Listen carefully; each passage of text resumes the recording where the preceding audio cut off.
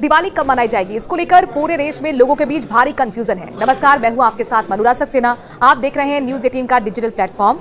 जाहिर तौर पर कुछ लोग कह रहे हैं कि 31 अक्टूबर को मनाना शुभ रहेगा और कुछ मानते हैं कि 1 नवंबर को दिवाली मानी जाएगी। दरअसल ये जो कंफ्यूजन की स्थिति बनी है, ये हिंदू पंचांग की वजह से बनी है, क्योंकि कार्तिक मास के अमावस्या पर हमेशा दिवाली पड़ती है और वो शो कर रहा है कार्तिक मास की अमावस्या 31 अक्टूबर और 1 नवंबर।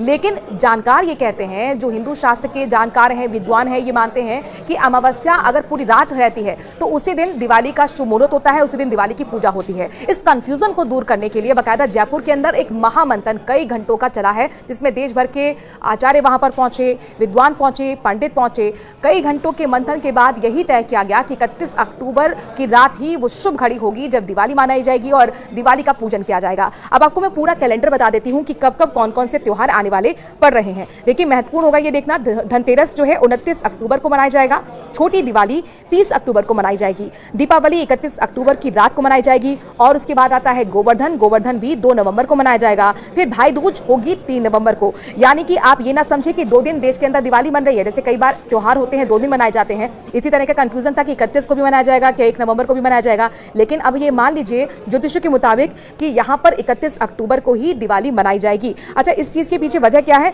वजह यह है कि दिवाली हमेशा कार्तिक मास की अमावस्या को मनाई जाती है और इस बार अमावस्या तिथि 31 अक्टूबर को दोपहर बाद 3:52 से शुरू होगी।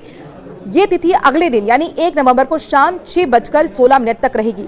इसीलिए 31 अक्टूबर की रात को ही दिवाली मनाए जाने का फैसला लिया गया है। जयपुर में जो महामंथन हुआ, वहां पर तमाम विद्वान पहुंचे, वो क्या कह रहे हैं। इसके साथ साथ बीजेपी के विधायक हैं, आचार्य हैं बालमुकुंद, वो क्या कर रहे हैं, उनको सुनिए।